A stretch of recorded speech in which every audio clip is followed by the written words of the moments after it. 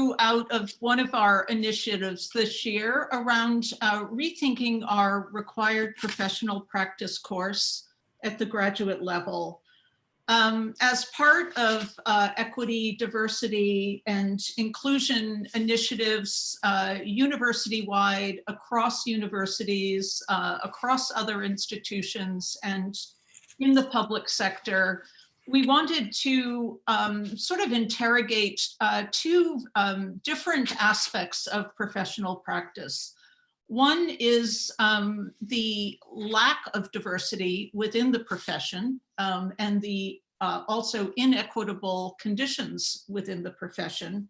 But even more interesting from my point of view are the ways in which the profession of architecture itself is complicit in establishing a built environment that has racial prejudice, spatial injustices, environmental injustices built into its very fabric.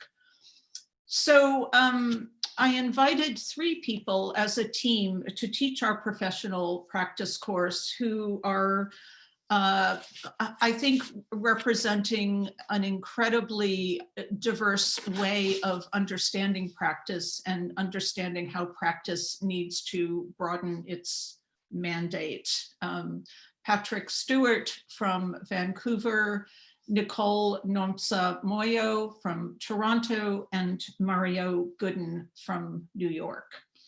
I've invited Killian Rihanno to chair and moderate this session, and I will introduce him more fully in a moment, and he will introduce the other 3 panelists.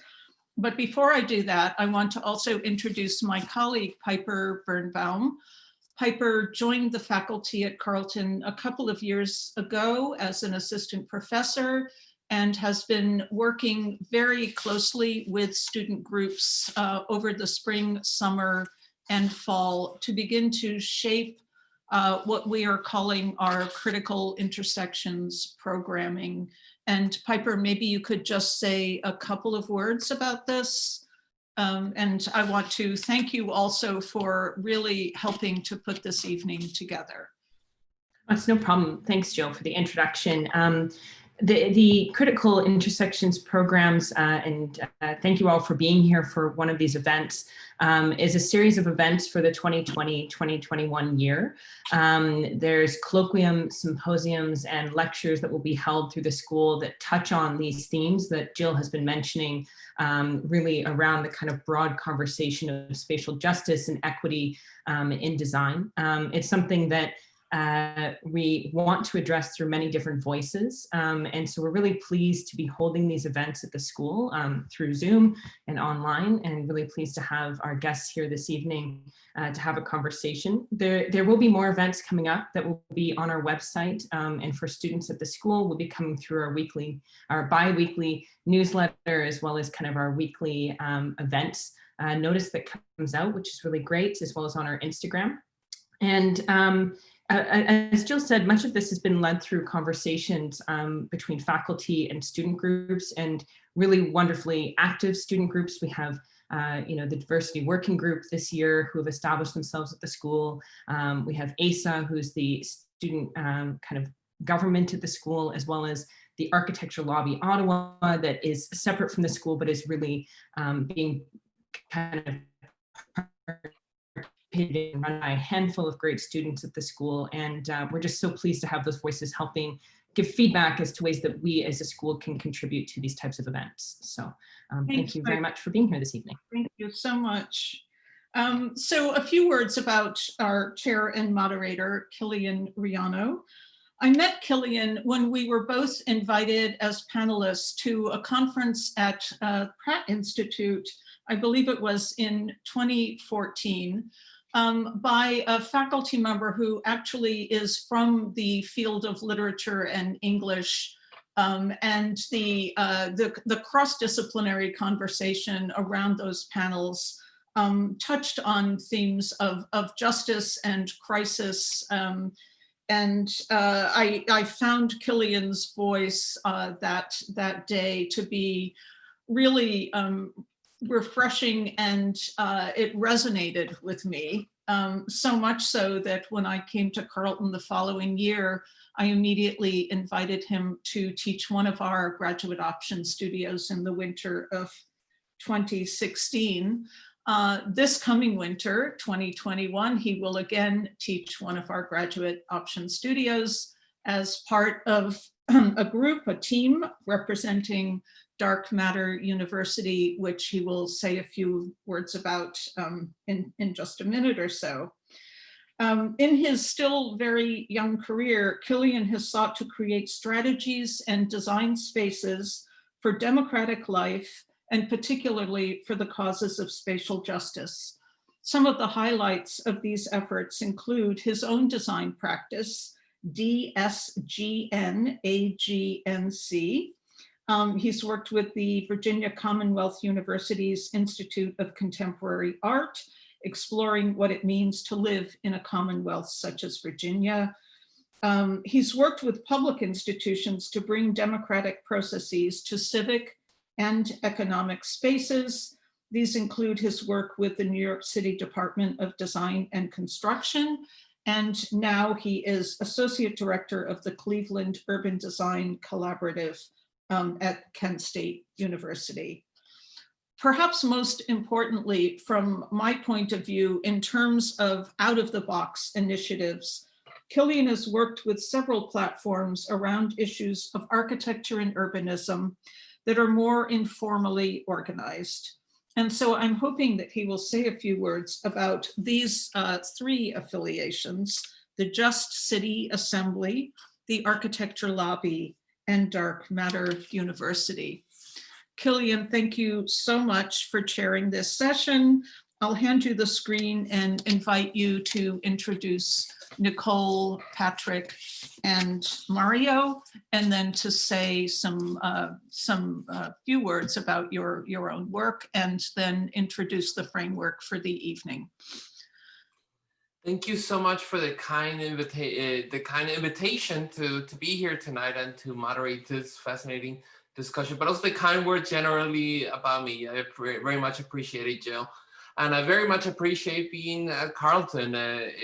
I remember fondly being in Ottawa, and the work that we did with students, in which we took a group of graduate students to Queens to work out of the Queens Pride House and take a look at that vibrant community and its new democratic and political processes. It resonates, and I look back on it fondly often. As Jill mentioned, we're gonna do a couple of things. We're gonna begin. I'm gonna give you a small presentation in which I'm gonna share with you some ideas and some both a little bit more context on my work, but also just generally some ideas around the question of justice and practice. And then both Nicole and Patrick are gonna put on the table some issues from their own practice as well.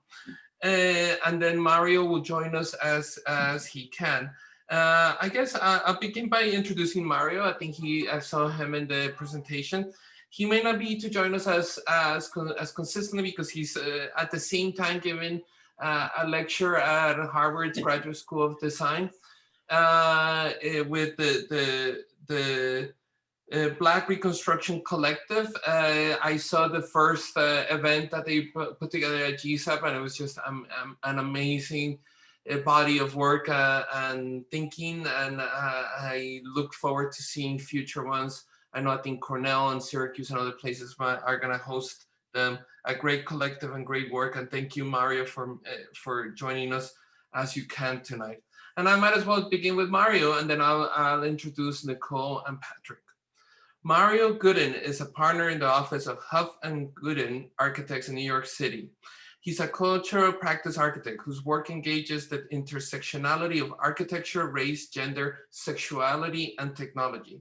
His work crosses the thresholds between the design of architecture and the built environment, writing, research, and performance. Gooden's performance, Black Holes Ain't So Black, was presented at the Museum of Modern Art's Pop Rally Studio Visit, Practice as Ritual in 2018, and his performance, The Motion of Light and Water, was presented at the Princeton University BIM Incubator in 2019. Gooden's work has been exhibited nationally and internationally, including the International Exhibition of Architecture of Biennale in Venice, the Architectuur Museum Durtuk München, the Netherlands Architecture Institute, the Storefront for Foreign Architecture, the National Building Museum in Washington, D.C., the Municipal Art Society in New York City. Gooden is a professor of practice at Columbia University and is the co-director of the Global Africa Lab. He's also a 2012 National Endowment of the Arts Fellow, a MacDowell Colony Fellow, and a 2019 National Academy of Arts and Letters Award in Architecture recipient. Gooden is author of Dark Space, Architecture Representation and Black Identity. Thanks, Mario. And next, I will introduce Nicole. Nicole Namsa Moyo is a 2015 graduate of the Azrieli School of Architecture and Urbanism's Master of Architecture program. She's an intern architect, an urban designer with the firm Dialogue in Toronto. She has a passion for human-centric design, master planning, innovative and disruptive sustainable development, community engagement processes, and intelligent future thinking.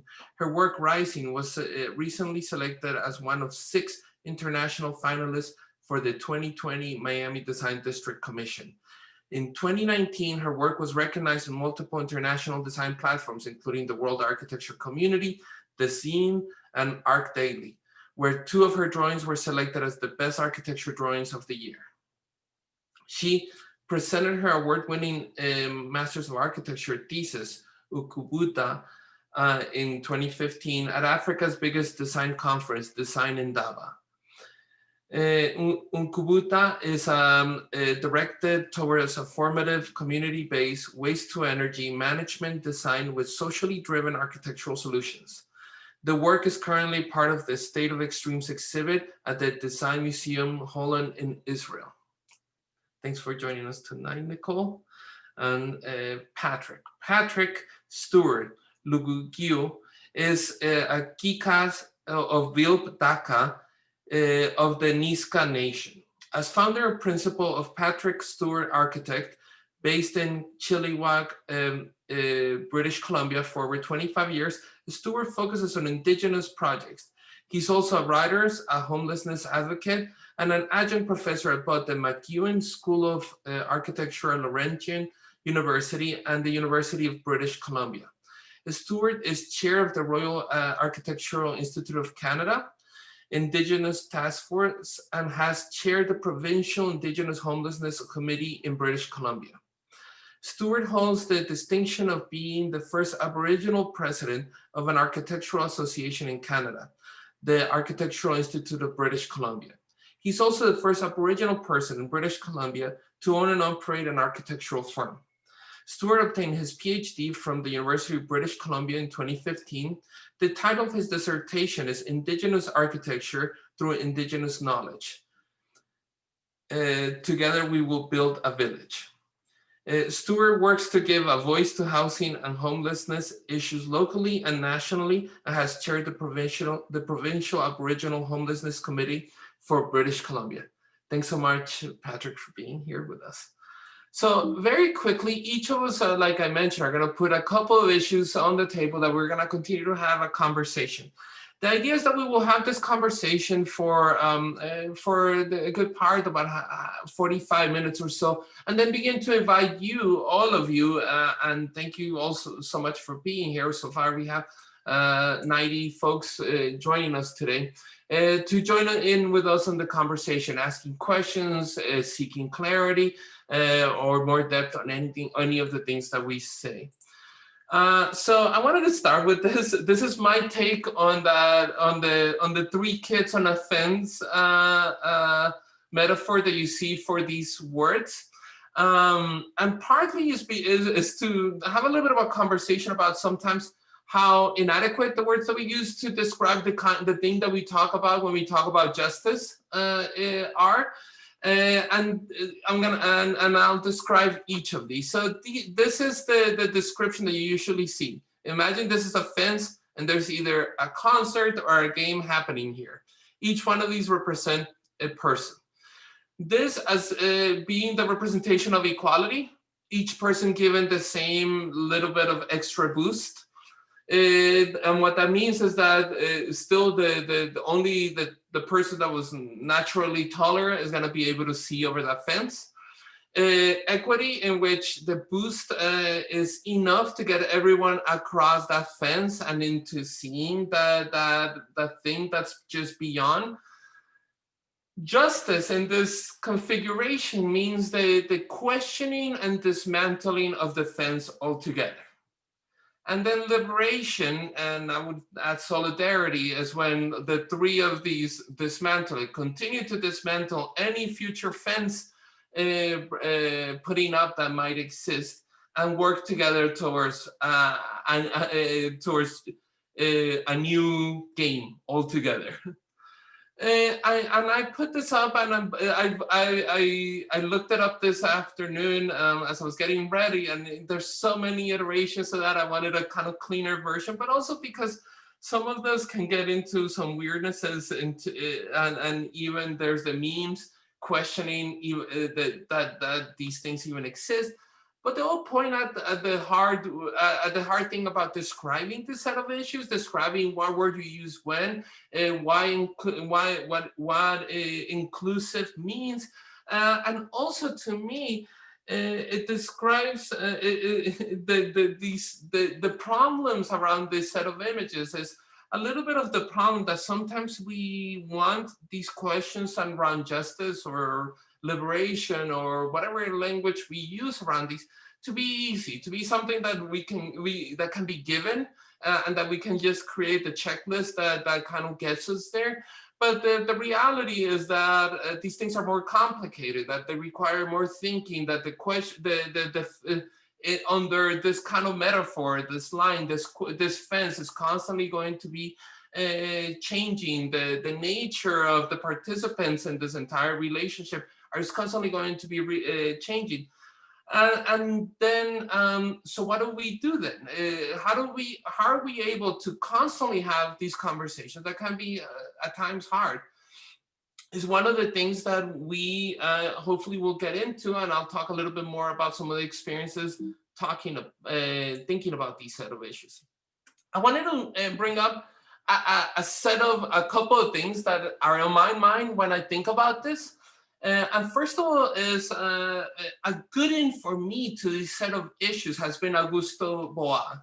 And Augusto Boal is the Brazilian theater producer and theorist who wrote Theater of the Oppressed. The kind of theater that he was thinking about and theorizing was a theater that would do a couple of things. Number one is we'll break down the actor and audience relationship. It was meant to be more immersive, because what really happens, and there are many kinds of theater of the oppressed processes, but the one that I enjoyed, I'm gonna share with you, that the first time I saw it was a group of trans women of color in New York City, and in a bookstore, were playing everyday scenes from their lives. And then people from the audience could, once they were done, could come up and replay those scenes to see how they would have done things differently. And one of the things that was interesting is that it was a way to both understand maybe the privilege that you have for trans women of color to share their embodied knowledge, but also to hint at the reality that the kind of oppression that this group faces is not something that is solvable. Many people got up there and thought they could solve this thing. It was more about trying to understand, by the very act of playing and replaying this thing, the way that oppression shifts and changes and that unless you go deeper and talk about the roots of transphobia, of a culture that that does not always recognize the humanity of trans women of color, that you would not be able to really go at the heart of this. So for me, to me, theater and performance, and I think I shared this quite a bit with Mario, is incredibly important because it has a history of asking these set of questions and understanding, creating tools to deal with them, to create an almost, and this will be a theme of today, whether we have justice in practice or a practice of justice. And the questions here is that this is a kind of practice that is seeking justice, that and recognizes that language around oppression is something that we are constantly having to talk about. And similarly, as probably many of you, I'm obsessed with something that's happening right now, and it's the rise of nationalisms all over the Western world, because, but in the Western world specifically, which is a little bit shocking given its kind of history of democracy. And one of the questions, and one of the people that have helped me situate one of these sets of questions around democratic process is Chantal Mouffe.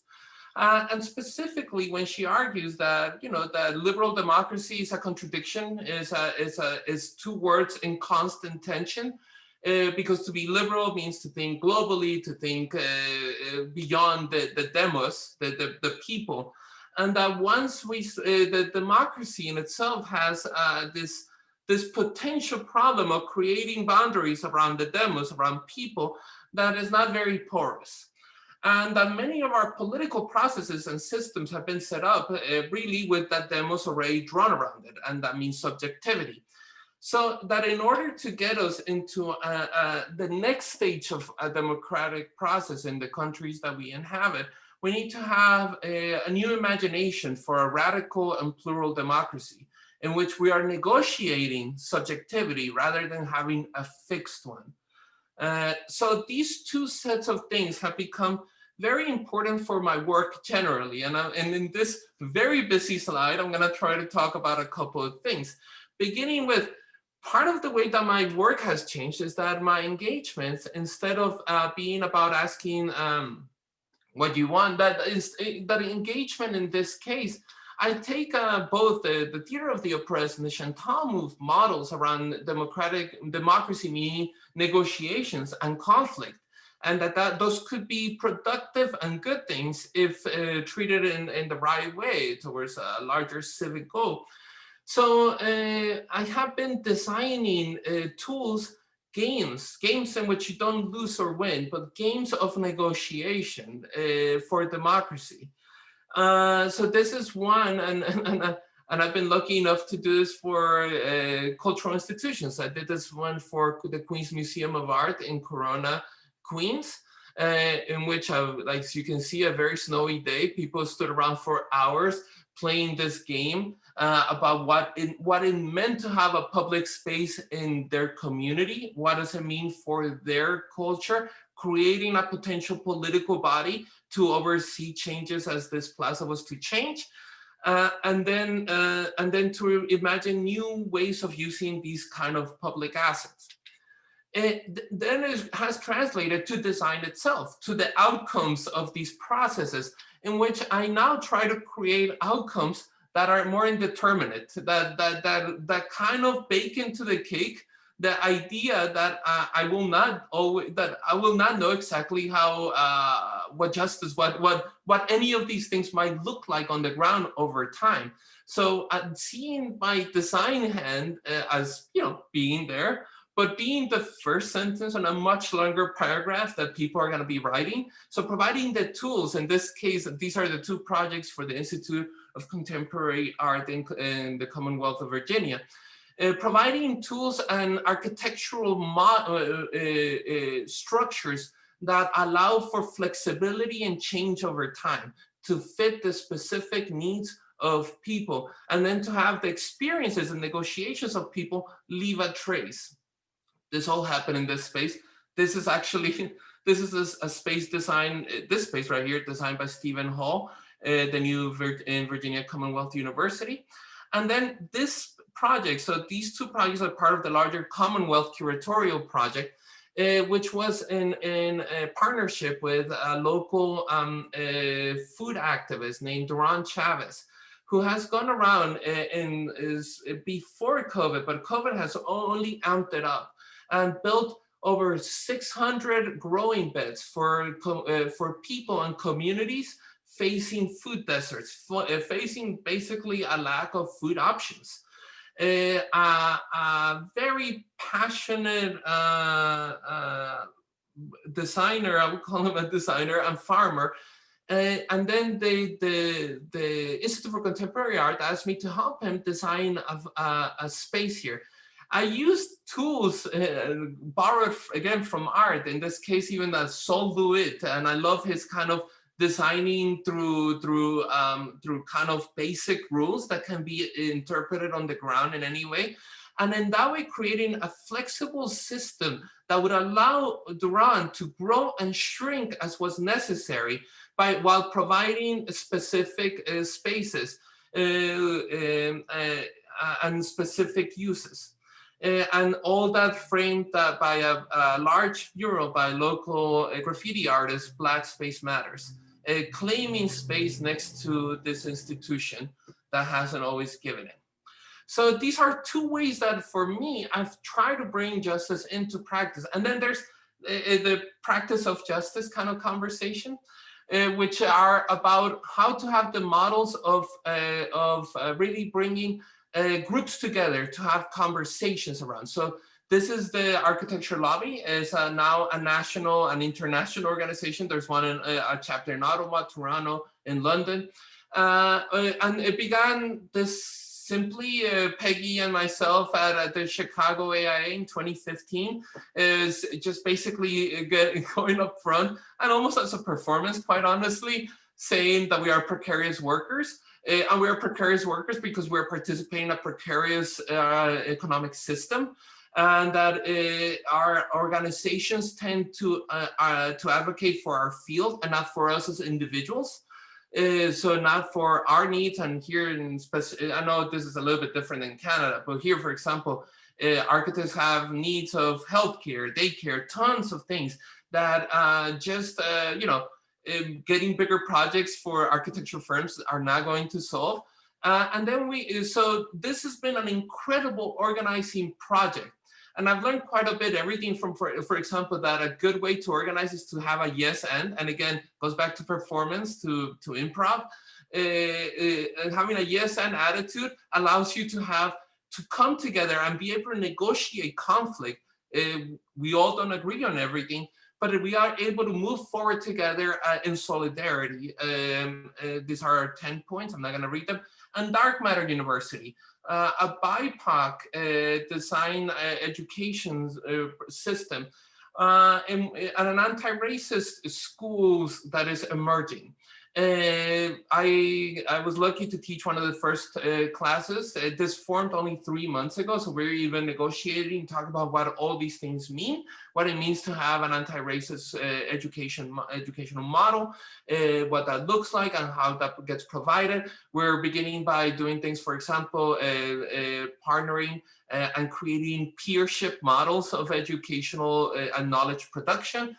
I was able to teach the first course at Tuskegee University, a historically Black college and university in Tuskegee, Alabama, in which 5 of us together were able to share our paths into the profession and where we are in the world, and then to connect to Tuskegee alumni as well. So I think I've spoken enough, so I'll just put a couple of the things that we talked about. This theme today is, what does it mean to be justice into practice, or a practice of justice? We've talked about both what does it mean to engage and what does it mean to have a practice that engages as part of its seeking just outcomes, and also ownership. And this means multiple things, ownerships both of the design outcomes that we produce, but also in the community. Many of the things that we're talking about and that I've described include knowledge that is embedded, embodied in the very people that we work with. And at what point do some of the engagement practices become even extractive is something that was very interesting and came up. So with that, we're going to talk a little bit more about these set of issues and others, and I'll pass it on to Nicole. And Nicole, you can tell me next, and I'll move it. Okay, perfect. Thank you so much, Killian, and good evening, everyone. You can go to the next slide, please. So when we had a conversation about what we wanted to speak about today, Killian asked us to put 5 slides together about things that are important to us in justice. So this is a photo of me on pretty much my last day of architecture school, a proud alumni. But I started to think back at some of the issues of representation in our culture, in our practice, in our profession.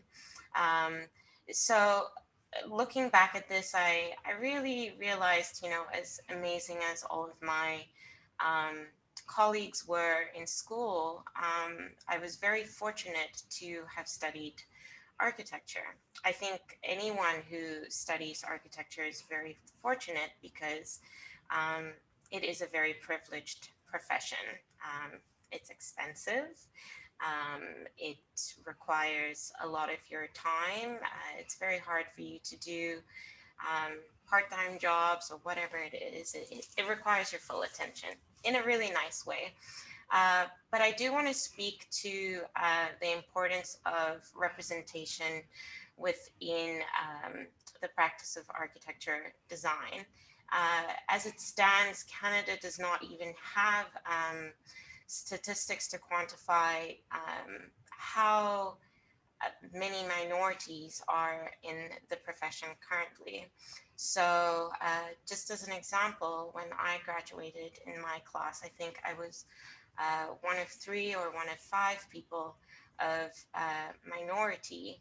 And so, you know, I'm constantly asking the question of how can we increase the representation of diversity within the practice, because justice in the sense of the term is it's a concern. It's a concern. It's, as it says, it's a concern for representation. So that's really important to me, and I'm hoping we can talk about that a bit tonight. Next slide, please. So as part of my research in my graduate studies, I'm incredibly passionate about cities and urban design and equity within cities. So on the right is an image of an apartheid city in South Africa. And this image is so important to me because history plays a huge role in the lack of justice that we have today. So looking at this map, if you look at the CBD, which is the Central Business District, historically, utopias that were created as a utopia that benefits some and not others, especially in our urban spaces, you can see in this map, you know, spatial separation with white housing, Indian housing, and then you have railway tracks and industries further separating cultures and ethnicities. And, you know, it's, a lot of people like to say this is in the past, you know, it's 2020, or, but look at the cities that we're living in now. If we look at even the city of Toronto, and back a slide, please. The city of Toronto, and how there's a lack of accessibility, thank you, to the CBD, Central Business District, for minorities.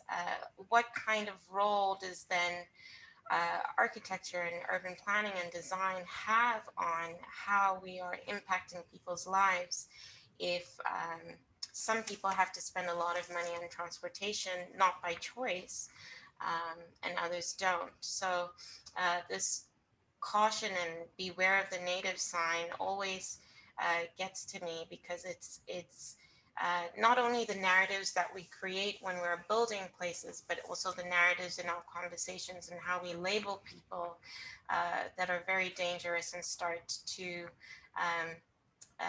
create gaps in equity and accessibility for people. So that's something I'm really passionate about and looking forward to talking about today. And through design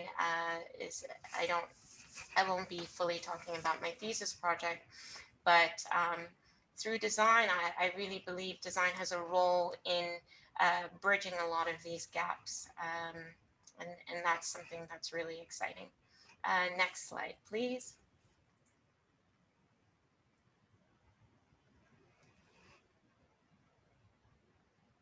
I don't know if it's going to change. Okay, perfect. Justice in the professional practice. So this is my team at Dialogue, where I work as an urban designer. And you know, this image is quite important because we are looking at a plan that we created in-house. No problem. A plan that we created in-house, and then looking at the community well-being framework that was developed also with Dialogue. So this wheel is really important because when we're completing a design or in the process of design, we use this as a tool of engagement to go back and look at, is our design equitable? Is it fun? Does it have a relationship to the environment? How is it impacting the community economically? And I think tools like this, small tools like this, as designers, and going back and constantly reflecting on our work and how it impacts the communities is really important. So this is a small tool for justice in design that I would love to speak about, which is the community, the well-being of communities, and how it's important for us to not isolate or to not engage with the communities that we're designing for or that we live within. Next slide, please.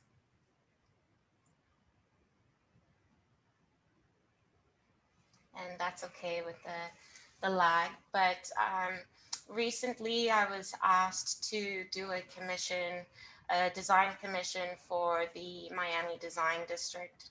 And it was really fascinating for me because it was the first time I really looked at climate change through the lens of climate gentrification.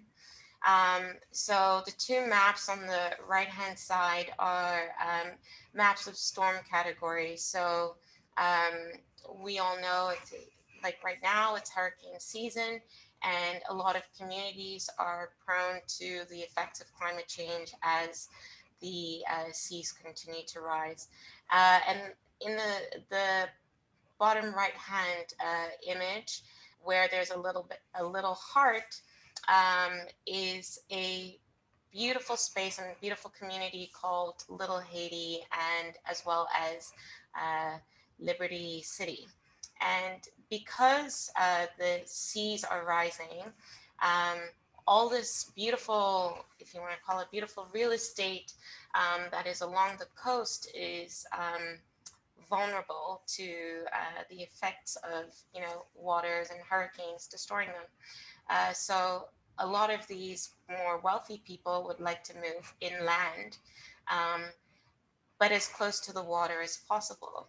Unfortunately, the spaces that are open or located on higher ground are areas, and this is specifically in Miami, where vulnerable communities are. And I'm calling them vulnerable because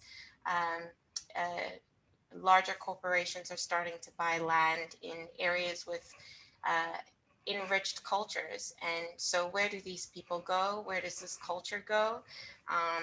So I really like to think about justice through or love to talk about justice through the lens of climate change and climate gentrification, and looking at it not just from an ecological perspective, but looking at the dangers of cultures eroding because of our wonderful professions. Next slide, please. So the last slide is about justice in practice, and I am extremely privileged to be teaching alongside Mario and Patrick the professional practice course at Carleton University this year. I think it's so important to have representation in faculty, and this is something that I didn't necessarily have when I was going through school. And I say this because you know, different voices, different cultures bring a different lens to your education. And I know there's some of the students are here tonight, and it's a real privilege to be bringing a new lens or a different lens to the educational system.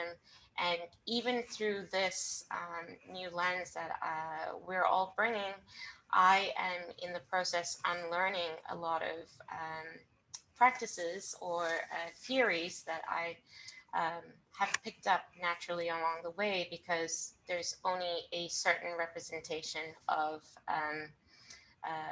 people historically that have been teaching the practice. So I'm also, again, very excited to be speaking about justice in practice through the lens of education, and bringing multiple voices to the educational system so that we can have a more rich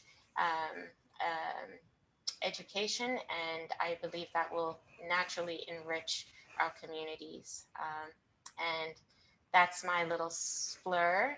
I will hand over to Patrick.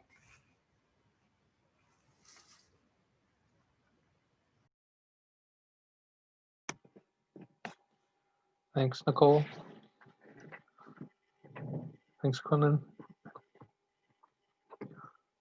I'd just like to acknowledge the traditional unceded territory of the Chilquake peoples upon whose land I am speaking today. I'm speaking from near Chilliwack, British Columbia.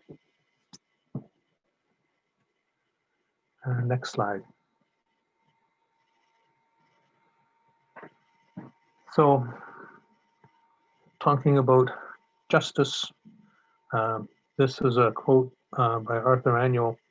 He was since passed away, but he was a national chief of the Assembly First Nations. I think back then it was probably the National Brotherhood. But you know, he says, "I do not wish to celebrate Canada stealing our land.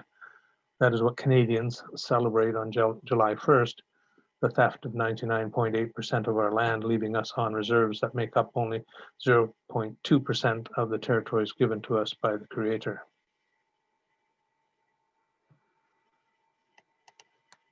That is a context that is a reality in this country. And, you know, as a practicing architect working for multiple Indigenous communities and organizations, this is something that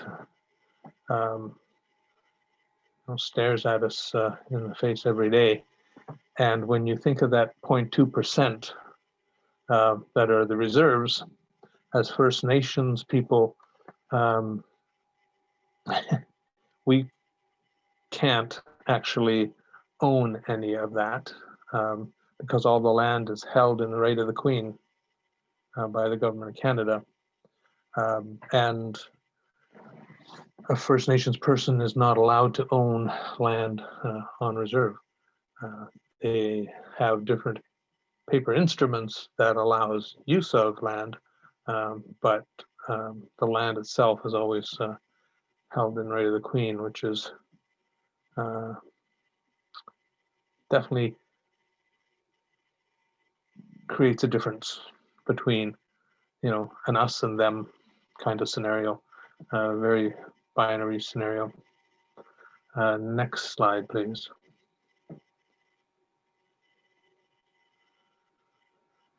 Indigenous peoples' struggles are against the government of individualization, against domination, cultural, social, economic, spiritual, against exploitation which separates Indigenous peoples from what their land produces, privileging Indigenous knowledge. Resistance is in our architecture. So to me, it's just our practice of architecture as an Indigenous person and as Indigenous nations, we are now struggling to find our voice, find our way, just because of colonization has set us back so far and continues to do so. There's so many issues that face our communities, and you know, as architects, we are then pitted against all that colonization. When you think of the, you know, we have 17 registered Indigenous architects in this country, and that's like 1/5 of 1% of the number of architects in this country. And a lot of that has to do with the history of education and First Nations, because our peoples were not allowed to go to high school or university because of the Indian Act until 1951. And, you know, you look at us around us and, you know, we talk about it and say, well, we're really the first generation that has been able to go to university. And architecture has never been a high, not profile, but it's never been one of urgency for our nations. When we look at the politics of the land, when we look at what we have to do to survive, after 1951, when we were allowed to go to school, our nations, and I know my nation in particular, said we need lawyers. We need to fight against the government, because before then it was illegal to do that. You couldn't bring lawsuits against the government. That wasn't allowed. So, you know, they prioritized law as a profession to go into. And, you know, we have the history of residential schools that, you know, the last residential school closed in 1996. And as the schools were closing, and, you know, they did start closing earlier, in the 40s, 50s, 60s, 70s, 80s, and then 96. One of the things that they decided we needed was social workers. So they promoted social work as a profession. And because all those kids that were, you know, went to residential school and came home, they lacked parenting skills. A lot of kids were given up to the system. And I mean, even today, there's more kids in care, more Indigenous kids in care than were ever in the residential schools at the height of residential schools. And so, you know, you see the need there. And, you know, it's just, it's a constant battle. And there is no justice. We recognize that, not in this land, not in any province, not in any city. It's just stacked against Indigenous people. And it's taking all of us to, try to do what we can. So what am I? I'm an architect. And, that was something that just sort of, that I'd always wanted to pursue. And so how can I use architecture? And, I do that in my projects. But, you look at the context within which we work, and that's sort of my mantra, I guess. And that context is the one that we have to change. Next slide, please. And one of the things that I, try to do in my projects is involve everybody in the community. So, working in schools, I'm talking to the kids. I want to know what they want. I want to know, what it is that they're hoping that the school will be. And, that's I guess to me, that begins to empower. And, through that, it's an inkling, I guess, of some kind of justice where they have a say. Because, to date, or in the 20 years, the say has been very small. And that is something that, we're attempting to change, attempting to influence. And I've seen it in my own projects in the communities I've worked within, when those same people in the communities have a say and influence the design. And, I always say I'm just a facilitator. I'm there to assist the community in creating their vision so that it's their legacy. And I've seen it in the projects where after the project's all done and, they're occupying the building, there's such pride and such care of the project. And to me, that starts to talk more of justice. But at this point, with so few people in the profession, I mean, it's inch by inch, it's very isolated in a sense. Next slide. So one of the things that I'm heartened by is that our cultures are not dead. My culture is not dead. My culture is still practicing the traditions. And it's taken modern forms, but at the root of it is still what we call a common bowl, where we share with everybody. So this was a feast that I was a co-host to, and a couple years ago in our community, and all the goods are up on the stage. Those are all to be given out to everybody in attendance. Everybody is thanked for their attendance. Everybody is thanked to be a witness. And witnessing of ceremony in our culture is so important. And to me, that really talks of I guess more of equity and more equality, where it's a real community sharing. And those are the kind of lessons that I think need to be talked about and shared, and influence how we practice in community, and how we open doors and create that acceptance of others. And yeah, and it influences all the facets of life. I guess that's the banner I've run across the top of these slides. It affects the politics, the cultural, social, spiritual, and economic systems in the community. And yeah, to me, that's more about justice. And I think that's my last slide.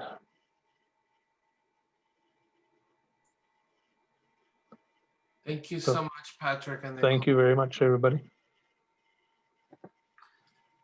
So now let's have a little conversation. There's so much to unpack and talk about. I think maybe we'll have a conversation again for about 20 minutes to half an hour, and then we'll open it up.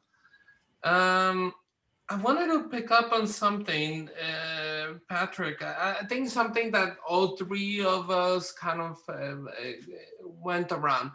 And it's the role of the architect in justice, right? How it gets incorporated. So the question that usually gets brought up whenever these sets of issues get brought up is, then what is the role of the architect? Does it change? Is it the traditional? And how does the practice model work differently? Patrick, you mentioned the role of facilitator, and I thought that I would try to unpack that. We could all three of us try to unpack that a little bit and what we all mean by facilitators. So I'm gonna put that in the center here, and how that might differ from a traditional practicing model. Okay, good one, Quinlan.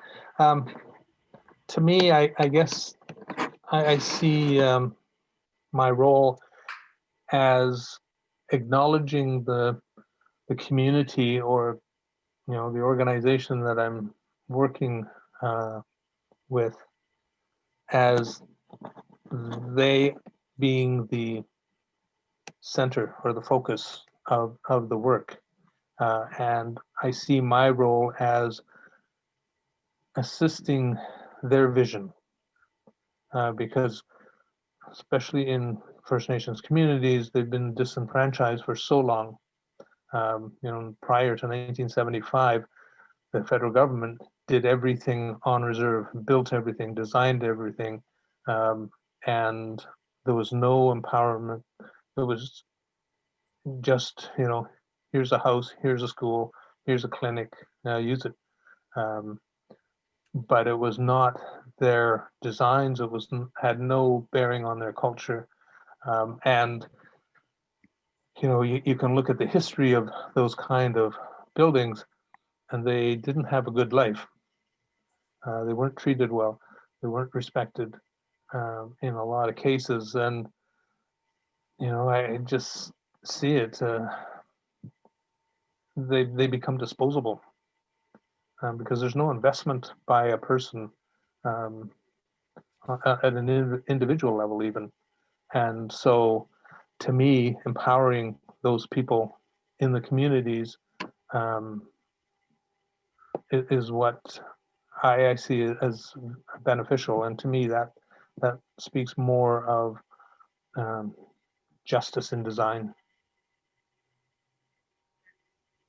I'll leave it at that. I was wondering what you see of the role of architect, that both is it the same? How does it change as an architect seeks to bring justice and justice issues into their work? How would you classify them? I definitely agree with Patrick in terms of facilitation and uplifting communities, but I also feel that the architect should always be adaptable or adapting to change, especially when looking at different communities. Like it's definitely not a fixed profession. And I think depending on the project and depending on the community, the role of the architect will always need to evolve. But I think the mandate of the architect should be to ensure that it is for the betterment of the community, whatever the design is, through their mediation between the community and the commission that they're doing. Thanks, Nicole. And I just wanted to add that yeah, for me also the question around facilitation becomes really, I think the word facilitator becomes really useful and helpful. And I'm going to share something that is whenever I go into a community, in a funny way, the word architect, and it's interesting because I feel like maybe as an immigrant to the United States, I lack more of a kind of that consistent community and even definition of what that is. Both myself and the communities I work with tend to be nebulous and negotiating those questions of what a community is. Having said that, so for me, half the work is to both define what community is, not myself, but to work together to create processes and systems of definition. And then to think about the role of myself within it. I find it interestingly that even in the projects that have been a little bit more in the art world, and a lot of my work has been more, and I'm going to ask more questions around that, institutions to support this kind of work. Calling myself an architect or a trained architect, an urban designer, is very helpful in that people are drawn to that. They're drawn to the experience and knowledge that you might have gathered and through the very thing that we're doing right now, architecture school, that can help bring, I think some of the things that Patrick, you were talking about, a certain amount of beauty and care to the buildings, that even though maybe that beauty that is not about maybe my own expression of these things, but that there is care and beauty within the processes so that they can take pride on them. And I have seen that everywhere from, Phoenix to New York City to here in Cleveland, where I find myself right now. So I wanted, so maybe the next conversation is if the role of architect shifts slightly, right? And we are usually used to practicing in a very clientelistic model. Who might be where might be the benefactors? At the end of the day, architecture, I like to say that when it boils down, architecture is just labor and materials that took form. That form usually is political in nature because someone had to allow labor and materials to come together, and whatever that mediating institution was, whether the Medici or whatever it is, end up talking a lot about that. So in our case, or in cases in which architects are trying to go away from a clientelistic model, first of all, I guess I should ask, do you think that we should go away from a clientelistic model, meaning a fully service kind of waiting for a client to come in, or a more active role? And if in the more active role, who could be the institutions that could support those kind of practices?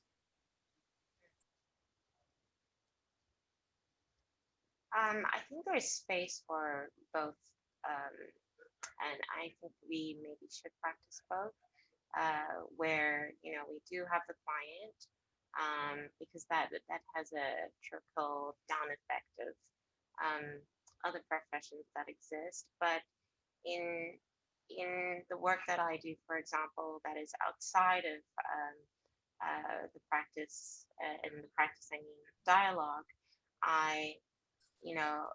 my audience really is community.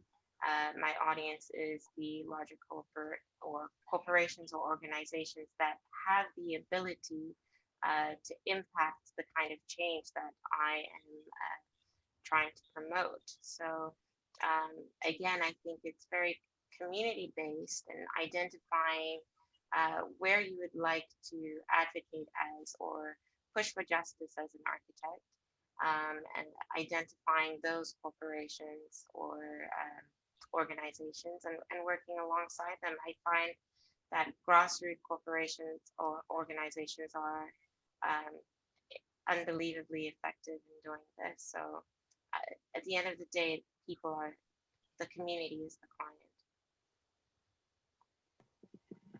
Yeah, I would agree with Nicole.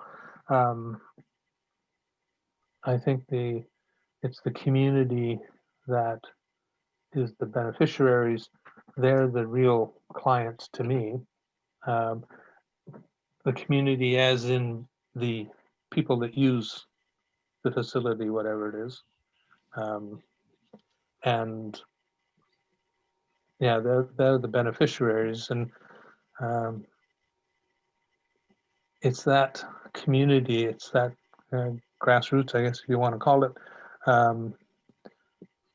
that are feeling more and more empowered. And, you know, I do quite a bit of work with nonprofits. And, you know, you look at the nonprofits and they're governed by volunteers. So, you know, it's volunteer boards that are often taking the direction of the community and supporting it. So, you know, that's can be good and bad. I often complain to federal officials that they run their programs on the backs of volunteers because it's so many nonprofits that are the ones that, you know, economic development, ESDC, they have this thing about having community-based programming. And that's when I say, yeah, but, you know, it's all volunteers that you're running this off of and you're not adequately resourcing it. I mean, that's sort of the flip side, right? But I think they're doing a, you know, a great job and getting the community involved and getting the community what it needs. So I'd like, Killian, if I could follow up a little bit. I'd like to focus on maybe the idea that not all members of a community are empowered to speak for themselves. And Patrick, I'm thinking of the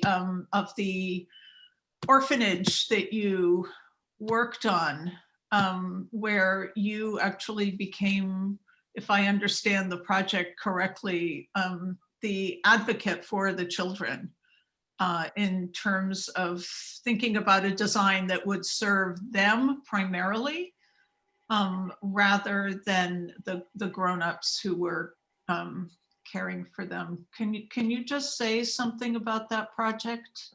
So you're speaking about the Aboriginal Children's Village in Vancouver, and that is a building for foster families. And so the foster children are the ones that the units are allocated to, not as the traditionally in social work models where you have selected foster parents and they then take custody or care of a foster child or children. In this model of the Aboriginal Children's Village, the units are allocated to the children, and the nonprofit housing provider works in partnership with the Aboriginal Child and Family Services to partner that Indigenous child with caretakers. So in the event that a foster family breaks down, it's not the child that's removed as in traditional social work models, it's the parents that are removed. So the positive thing there is that the children get to age in place. And, you know, you look at traditionally the number of homes that, you know, a child will have gone to. So that's an attempt to stem that. And just a further on that, if I could, I'm working for another nation up north, and they are trying to bring their children home. And that's the name of our project, Bringing the Children Home, because they have over 130 kids in care that don't live in the territory. And so they're scattered throughout the province. They're in ministry care. And so the nation is now starting to say, okay, enough. We have to take our kids back. And, we're trying to come up with living situations that, support children in care. And that's more akin to, I guess, a group home situation that you might be familiar with. And then there's also youth that live independently, like with a youth agreement. And so they may be under the age of 19, but 16, 17, 18. And they can live independently with supports. And the supports are very important. And these are supports that are 24/7, 365. They have to be there. And then, there's a transition to fully independence in the same building. But again, supports are, just a short walk away kind of thing. But it's a graduated idea to full independence. And, that's taking so much conversation. We're talking 6 communities that are dealing with this and trying to bring their kids home and trying to get the support of all the communities. And one of those we're calling them longhouses. One longhouse takes 21 staff to operate, and there's training involved. We've been talking to the local colleges saying, okay, we need to have staff trained and they got to be there on opening day. How do we do that? So yes, I'm the architect, but I'm advising on so much more. And I find that that's just what we have to do. Yeah. Thanks. Thanks so much, Patrick. Patrick, I also wanted to follow up on something. Given this expanded model, and given the fact that you were saying, it sounds like you both work with the structure that governs those communities, but also when you were talking about nonprofits, you were saying that often you work with them, and often this is that they're run by volunteers. I'm just wondering a little bit about where their funding comes then for the projects. Again, trying to think about how to create Just Practice, trying to think about these projects that are so both incredibly important for and also expand the role of even you as an architect. And I'm just wondering a little bit about the funding models for these, and if you've had thoughts about how they could be improved even in order to make sure that these kind of practices can continue. Well, that's a good question. And again, that's a very current question, because right now, as I'm sure some of you are aware, the federal government has Canada Mortgage and Housing rapid rehousing dollars out there of $1 billion. That's with a billion with a B. And what we're finding on the ground is that the bar is set so high and the scope is so narrow, nobody can qualify. I'm working with a nonprofit in Vancouver, and we're just shaking our heads. It's like, I don't know who can qualify for this because they can't, and they've been in operation for 40 years, and that's definitely a high barrier funding model that is not going to help the community. And what we're afraid of is, it's going to have the government turn around and say, well, I guess nobody needs the money because nobody's getting it, right? And that's not the point at all. They've got so many rules, and we're having to wordsmith, to make things fit. And it's just not, it's just not just, there you go. But traditionally, I think anybody that's doing nonprofit housing, you're trying to talk to as many people as you can. I mean, it's big relationship building. One of the projects I did in Vancouver, the Aboriginal Patients Lodge, there were 27 funding partners in that project. And, it's basically a 24 unit apartment building in Vancouver. But if somebody funds capital, they don't fund furnishings or those kind of things. And it's like, well, where are we going to get furniture for these places? So you're having to talk to a lot of people.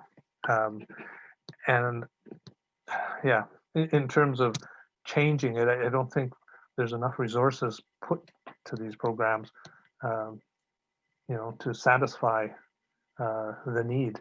The need's huge. When we look at, there's over 2,000 people at any one time on the street in Vancouver, you can't build enough houses, enough units, or appropriate units. There are people that coming into the units and they don't stay. And you look at why, and there's definite issues that could have been better resolved with design, for sure. And Nicole, I wanted to ask you a similar question just around funding, how to fund a practice that seeks justice. And in your case, I'm curious and interested in your success getting into large art shows, galleries, exhibits.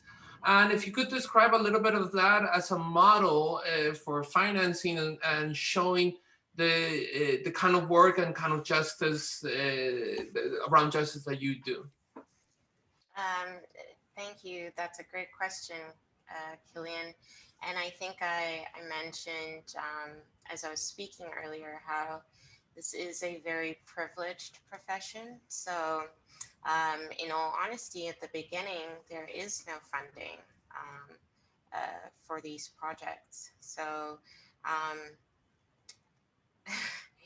it's really on the onus of the designer to get their work out there as much as possible. But again, when we're speaking about justice within the profession and almost kind of doing this free labor at times,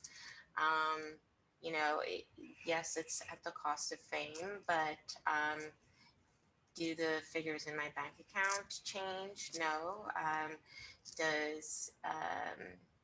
Does it cut into my extra hours and my well-being? Absolutely. But it's the passion that you have to really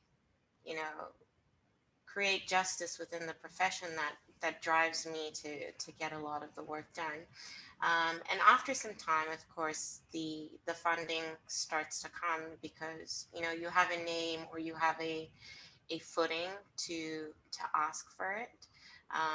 But as a young professional, there is no funding, and maybe I'm also wrong because I'm also an immigrant. So as an immigrant, there's limitations within getting funding, but it's limited. It's definitely limited. But I am getting to a place where I believe there will be more funding, and I will be able to communicate a little bit more on how to get that and where to get that. But it's passion driven. Both of you also, there's a couple other quick things I wanted to touch on before we go into a larger conversation. Both of you touched on engagement processes and how important they are. I'm wondering if you wouldn't mind just discussing some of the tools that you have found that work well and some of the outcomes that you see that lead to different kind of things than you would have done otherwise. So I'm just wondering, Nicole and Patrick, if you would talk to us a little bit about your engagement processes and some kind of outcomes that have come out of them. I can go first. So I think there's two. For me, there's some that happen within the profession and within the practice that I work for. So those are kind of set parameters that you kind of promise in the RFP, where you do your typical open house and spread the word and hope people will come and engage with your designs. But even in that process, it is again in a way for privileged people that to engage because of the time and the space that these engagement processes happen. And I'm speaking about that within a practice. And so because of COVID, it's been great because we've had to adjust the way we engage with communities, and it's allowed us to speak with a wider audience because we're using more tools that are online. But outside of that, when I'm engaging personally, even with my research, I remember going to a First Nation reserve in Saskatchewan, and my personal approach to engagement is approach the community, approach the people. And not being a Canadian at that time, I didn't have the stigmas or the preconceived notions of, you know, what it was to go into a First Nations reserve and speak to First Nation people.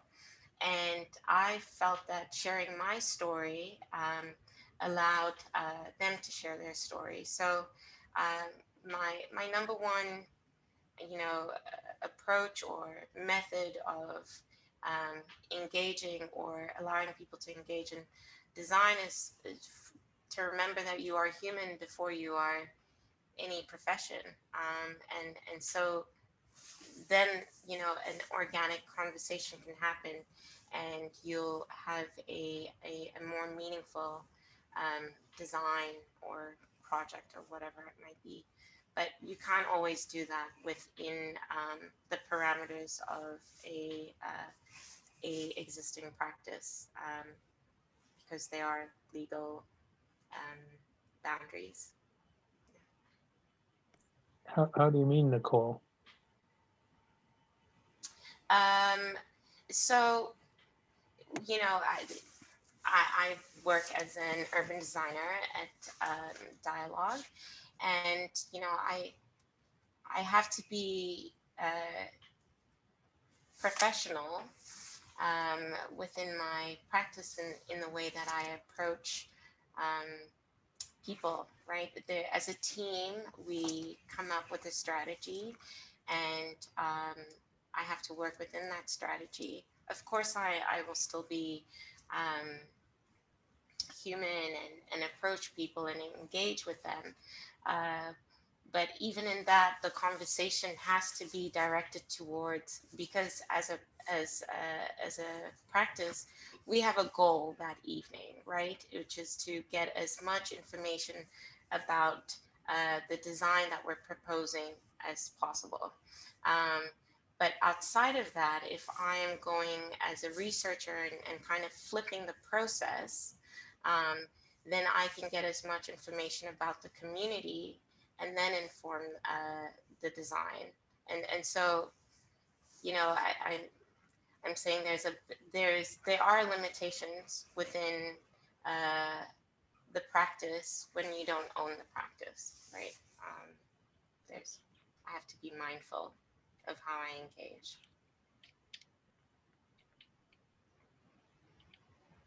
Yeah, I think it's really interesting to hear you describe, in a way, splitting yourself into two parallel trajectories, one of which is building your professional experience and credentials and learning from mentors and learning about, you know, public processes.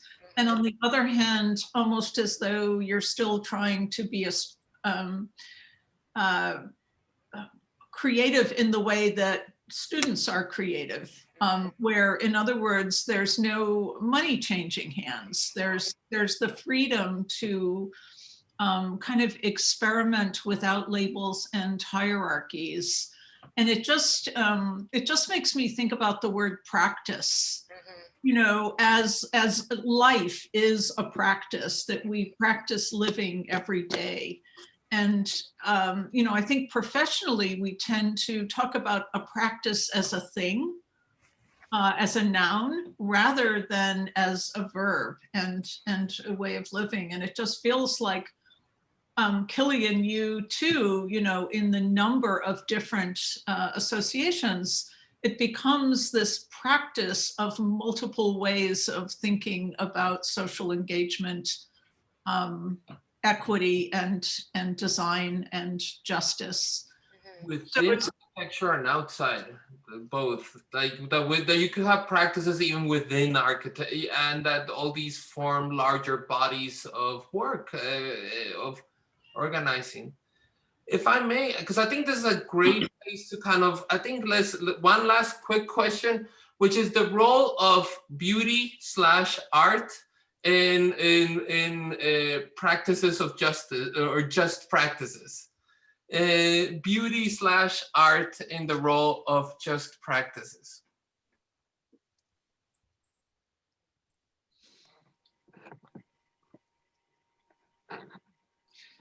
I have a response for you. My business card says, "We don't do ugly." That's a little tagline on the bottom, and that was given to me by a client years ago, and it was after a session, and he just said, "So I take it you don't do ugly." So, and it was in response to again working with the community, trying to give them what it is that they want. So, art and beauty, it's sort of in the eye of the beholder, and what a community wants and sees that in response to its needs and its, to me, its traditions and its culture, that meets their idea of what beauty is. But somebody coming from the outside and seeing that may not agree. And just an aside, I've had a journalist look at some of my work as she was putting together an article for a magazine, and so they're very disingenuous, but looked at my stuff, and she said, "I'm sorry, I can't use any of your stuff." I didn't ask her, she approached me, and she said, "Your stuff isn't for the magazines." And I said, "No, it's for the communities. I don't care about your magazine." And it she just irritated me with her very one-dimensional comment. And that's what I have to say about that. Nicole? I think beauty is great for storytelling. It allows us to communicate justice in multiple mediums that not only we understand, but an external audience understands. But I'm also very careful with how I think about beauty within the practice. Like if I just think in urban design and something as simple as streetscaping, as a designer, you go into community and you're like, let's add trees, let's add benches, let's, animate this community. But there are ripple effects of beautifying spaces, right? It can lead to gentrification in many instances. So, it should be beauty with caution and beauty for good. And we should always ask who's benefiting from the beauty, because sometimes in doing so, there's a bit of justice lost in community development for some people. That's beautiful, Nicole. Oh, thank you so much. So I think with that, we can try to open it up for some Q&As.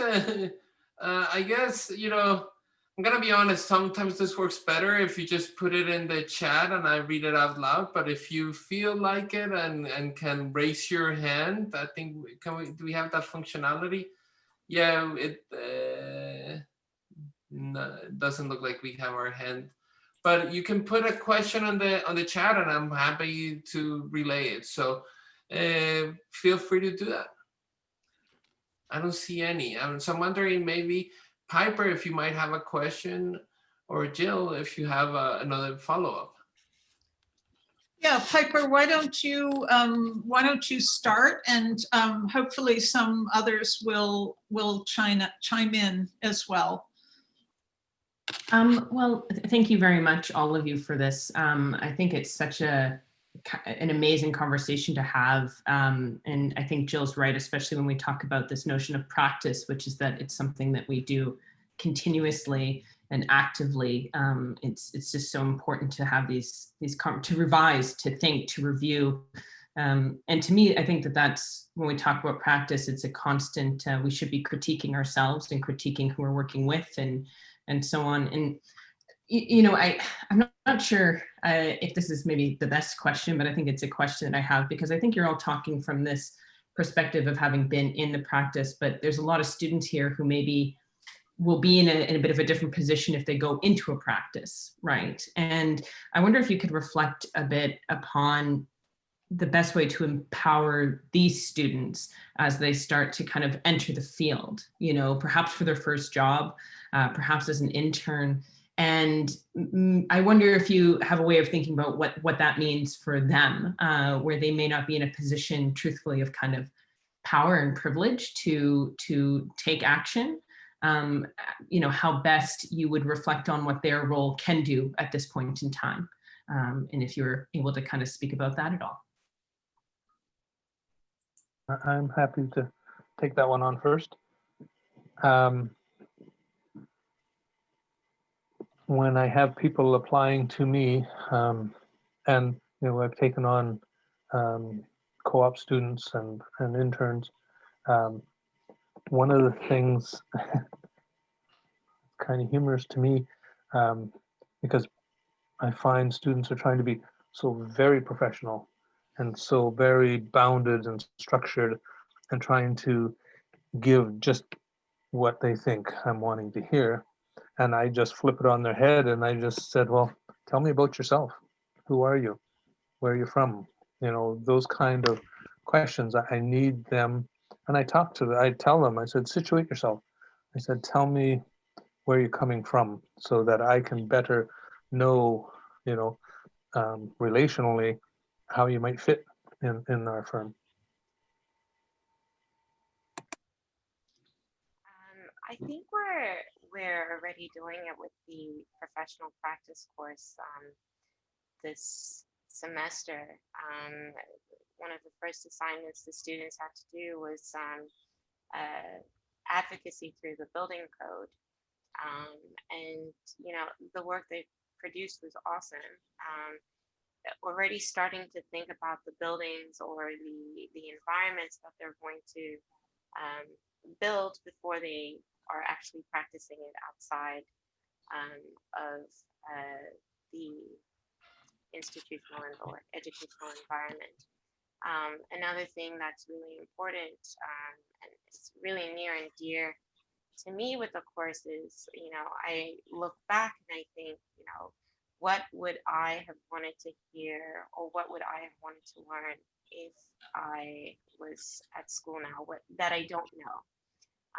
So a lot of the people that have been guest speakers within the class have been giving them multiple lenses of how the profession can be approached, the different career paths that they can take, and also just being realistic about the expectations of the profession. You know, you study architecture and you're going to be a starchitect. You know, like that's what you think. But it's really important to like Patrick said, allow these students to authentically be themselves throughout their education, so that translates into their life after school. But I think the the course has already been, I hope so, they can comment, very successful in enlightening them about realistic practices within the profession. I'm gonna just add one thing. I think for some of you, I'm speaking to Mario Gooden's course next week. So if I'm not sure if all of you are in the course and you have 3 professors or it's 3 units, I'm not sure, but some of you might hear some of this. I would add a couple of things, and it's also something interesting that we have had in tension for the entire conversation is practice versus profession. And those 2 things are in tension, and those 2 things don't have to go together. A practice does not have to be professionalized. Professionalized means a set of tools. And I'm gonna share for me what has been kind of good is to take on the role of, or the call that Jill's putting out. For example, practice can mean many things, and it has meant for me many, you know, quite honestly, as part of practice, I have sued the city of New York and I have built housing.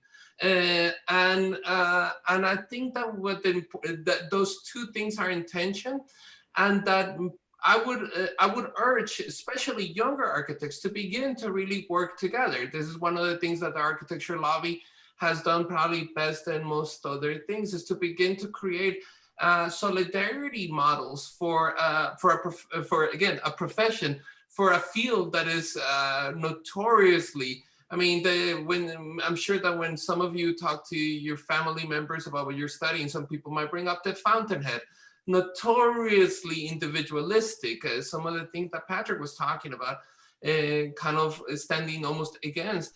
But I do see that the future, and I'm so excited to see professional practice courses changing and trying to reimagine how we practice. For me, and this might be a little bit of my point of view, but I'm gonna share it with you, is that I feel like practice are gonna have to be a lot more collective in the future, even individual practices.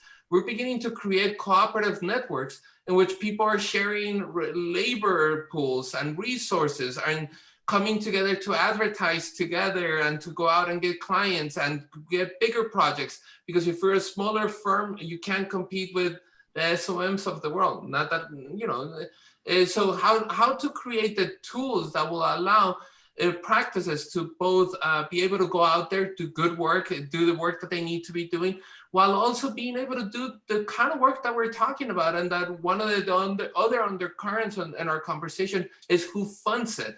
And these kind of collective approaches have the potential to also allow that space for new both labor and outcome models.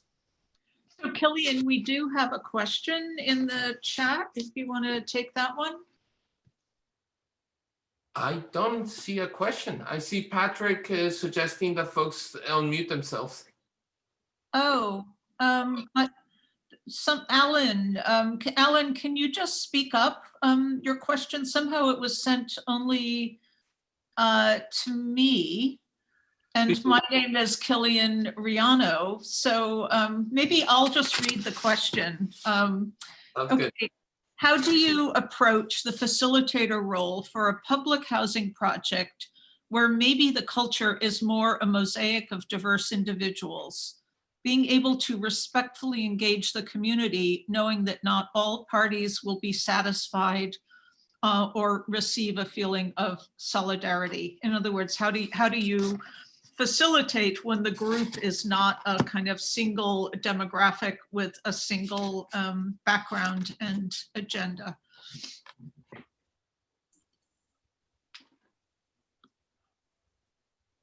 Killian, maybe you could start. I'm gonna share, mostly because I feel like in the spaces, so there are differences. Even what looks like a monolithic group never is going to be diverse, and by the very nature of folks having different opinions about things.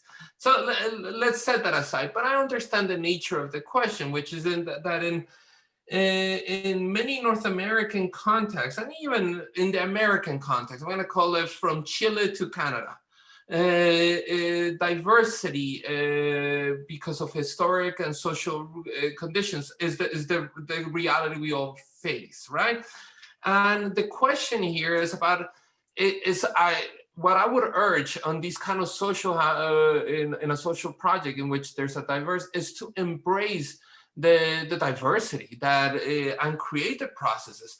Make sure that, I think that a fair process is gonna let everyone's voices both be heard, but that everyone understands that they're not gonna get everything they want. That is democracy. That is literally the kind of tools. I can share with you what I have done is that in multiple places, creating a set of games that get us in to the things that we agree more on, and kind of and recognize, because conflict is important, and I think that the difference between a democratic model and a neoliberal model is that neoliberal models try to paper over conflict in order to give a vision of something that it just ends up becoming more privatization. That is a very kind of short way of talking about much bigger things. But while a democratic model encourages these kind of conversations and encourages possibilities as much as possible for multiples of these things, a both and approach.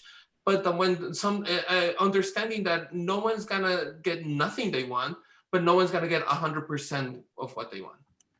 So Killian, when you're teaching with us during the winter, I wonder if we could organize an evening where you demonstrate one of those games, and we have, a group who are, playing the role of clients, and you can maybe show us a little bit more, because it sounds incredibly intriguing, but I feel like we want to play the game.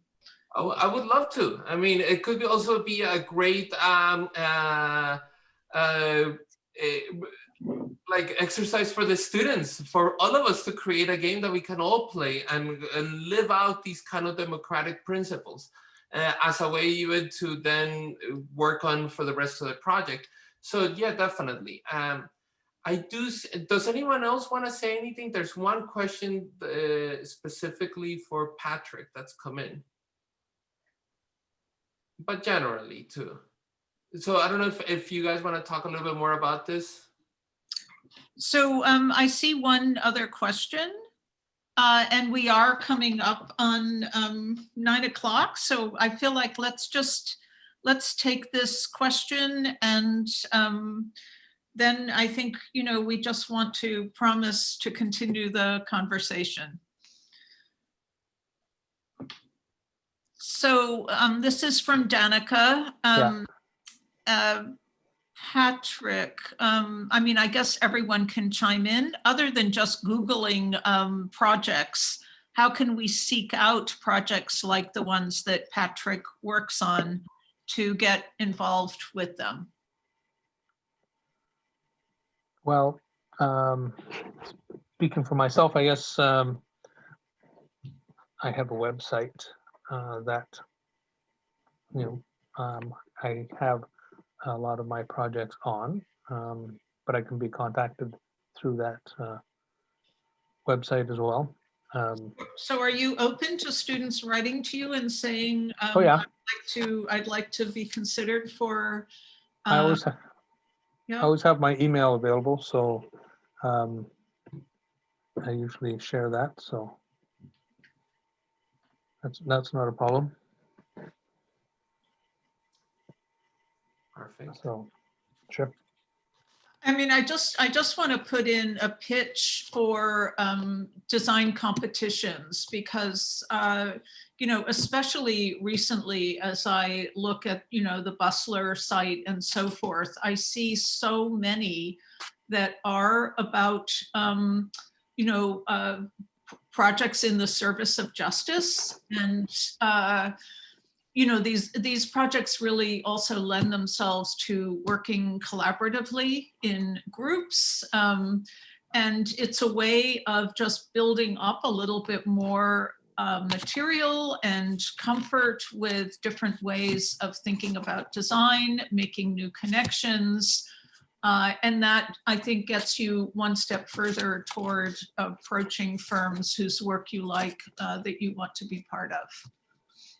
If I may, because I think this is part of justice, especially when folks may not be working with a community that they already belong to, is to go to like, so there are going to be many projects. There's probably many ways to find out. If you want quick 5-second advice from me, is that I would seek out potentially some of the nonprofits, some of the groups that might be doing the work on the ground that might not even know that they need an architect, but do, and offer your services. I can share with you that that's kind of how I've started. That's I started both understanding that this work, I wasn't going to be able to create justice work in a vacuum.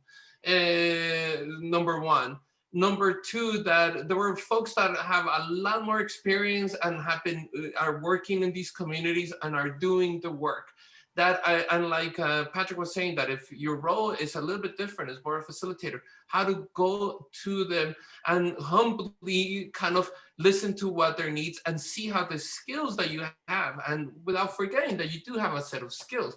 You can visualize things, you can draw things, you can do sets of things, seeing how your skills might fit into that. And even quite honestly, here in my role as the associate director, I got in the middle of these big economic development projects funded by federal grants, and now we're trying to reimagine kind of the way that pipelines work for young people, bring justice to an area that has been very segregated because of jobs, etc. And mostly because I just raised my hand and said, I think we can do this and we can work with you and see what happens. Anyway, I think that, but the important thing is to be able to seek out the folks that are doing already the work on the ground and grow with them. Thank you so much. I think it's been a really stimulating conversation. Thank you, Piper, for helping to organize, Nicole and Patrick and Mario for being part of our school this semester and bringing your thoughts this evening, and Killian for chairing and moderating. And we really look forward to having you engaged with our graduate students in the winter, and we will plan an evening when other people can maybe stop in and learn something about your game strategies. So yes, thank you all students for spending the time with our guests. And if anybody wants to follow up with any of them, I'm sure you're all open to further questions by email.